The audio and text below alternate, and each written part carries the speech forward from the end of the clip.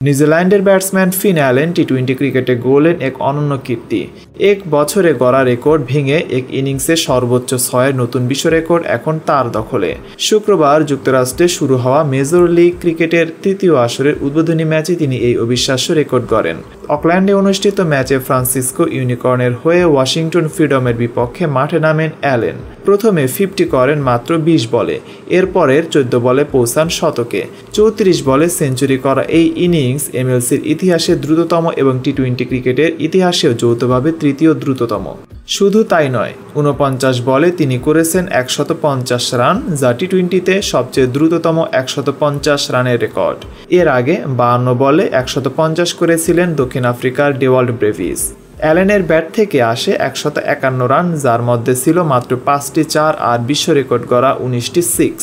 এতদিন পর্যন্ত এক ইনিংসে সর্বোচ্চ 6-এর রেকর্ড ছিল 18টি, যা 2017 সালে বাংলাদেশ প্রিমিয়ার লিগে করেছিলেন ক্রিস্টোফার হেনরি গেইল।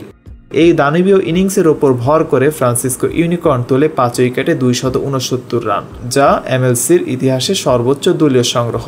এই ইনিংসের মাধ্যমে টি-20 ইতিহাসে নিজের নাম স্বর্ণাক্ষরে লিখে রাখলেন 26 বছর বয়সী ফিন অ্যালেন।